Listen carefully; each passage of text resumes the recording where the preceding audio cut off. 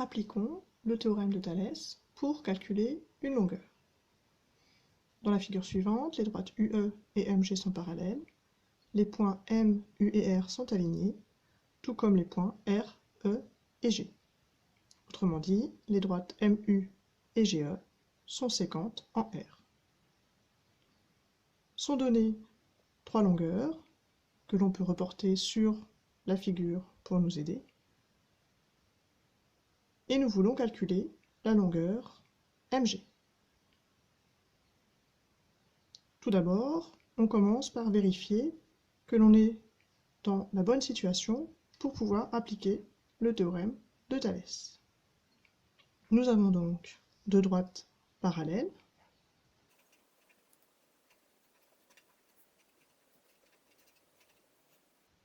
Et nous avons aussi deux droites séquentes.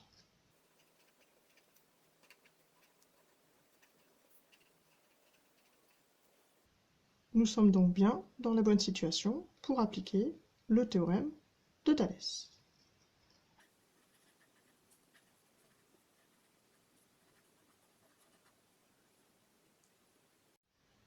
Le théorème de Thalès, dans cette situation, dit que les longueurs des deux triangles, le triangle URE et le triangle MRG, les longueurs donc de ces deux triangles sont proportionnelles. Ceci entraîne qu'il existe trois quotients égaux, tous sont égaux au coefficient de proportionnalité, même si nous n'allons pas le calculer ici. Il faut maintenant compléter ces trois quotients qui sont pour l'instant vides avec le nom des longueurs qui forment chacun des triangles. En haut, nous allons placer les longueurs liées au triangle URE et en bas, les longueurs liées au triangle MRG. On aurait très bien pu faire le contraire et échanger les deux triangles, ça n'a aucune importance. Et je vais commencer, par exemple, à compléter la première ligne en écrivant les longueurs du triangle URE. Il faut maintenant placer les longueurs du triangle MRG au bon endroit. Je vais commencer par placer ensemble les longueurs des côtés qui sont parallèles.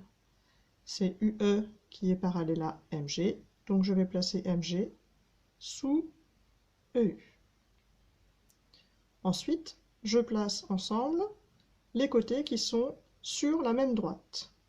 C'est-à-dire ici, UR, il est sur cette droite-là, il est donc sur la droite MR. Donc je vais prendre la longueur MR pour la placer en dessous. Et forcément, il reste une seule place pour RG. Et on vérifie que RG et RE sont bien sur la même droite. Ici, c'est bon, on ne s'est pas trompé.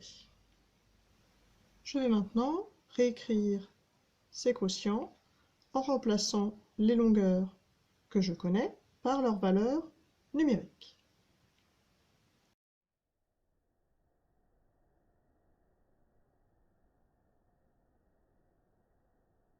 Parmi ces trois quotients, il y en a un que je ne vais pas utiliser, c'est le dernier, puisqu'il n'y a ni la longueur que je cherche, ni information numérique. Je vais alors garder ce quotient-là, qui contient la longueur qui m'intéresse, et celui-là, qui ne contient que des mesures connues. Pour calculer MG, j'utilise, par exemple, les produits en croix. Et donc MG va s'obtenir en faisant 18,2 multiplié par 12 divisé par 13. On obtient 16,8.